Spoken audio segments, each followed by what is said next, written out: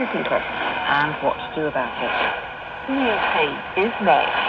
This is the BBC World Service, the world's radio station.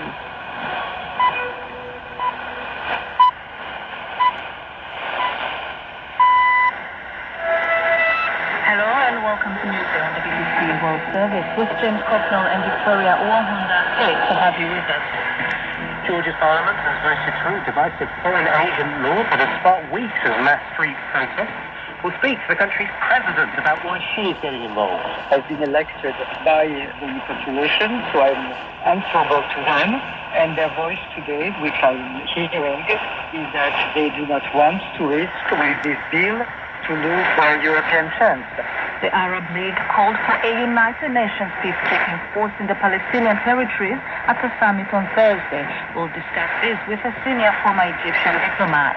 Right, the Philippines too. A flotilla of small boats has just returned from a disputed area of the South China Sea and speak to a politician who led that mission. Sport and business as well, but first, the latest BBC World News.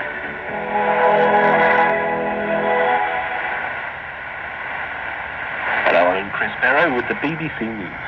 Israel is facing renewed calls from the United States to get more aid into Gaza.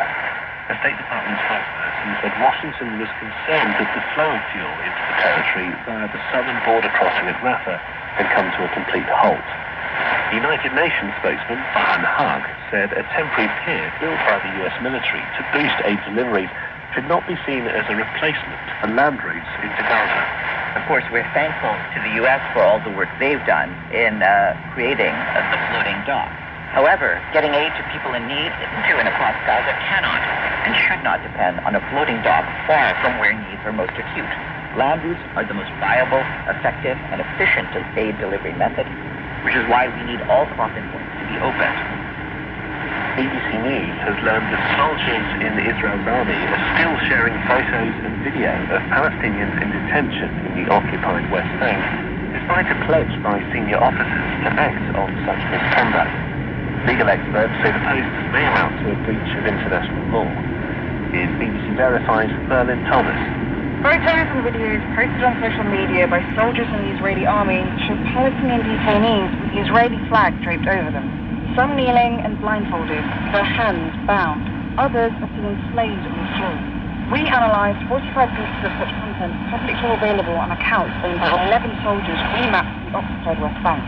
Legal experts say filming or posting of detainees could be a war crime. The posts were found despite the Israeli army saying it would take action after a previous Embassy Verify investigation into similar posts made by soldiers in Gaza.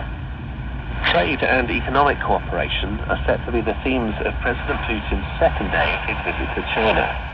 The President of Russia is in the northeastern city of Harbin, a city where Chinese and Russian cultures meet. BBC's China correspondent says Mr. Putin is seeking greater Chinese backing for Russia's war economy. President Biden has taken a step towards reclassifying cannabis as a less dangerous drug. In a video statement, he described it as a monumental step. Grant Ferret reports. Over the past decade or so, more than half of US states have legalized cannabis for medical or recreational use. But it's technically still a federal offense to possess it. Joe Biden has now begun the process of downgrading it to a Schedule 3 drug, which would make federal arrests less likely. Mr. Biden said no one should be in jail for possessing or using marijuana. He said the government's previous approach had failed. In an election year, the move could prove popular with some younger voters, as well as those from minorities who are disproportionately represented among people arrested for cannabis offences. World News from the BBC.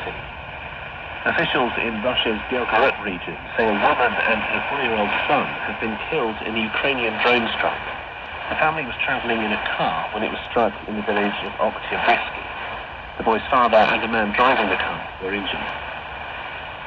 Flooding has worsened in some areas of the Brazilian state of Rio Grande do Sul as water from swollen rivers and lakes threaten cities downstream. More than 150 people are now known to have died across the state. Over 500,000 people have been displaced by the floods and landslides, which began nearly 3 weeks ago.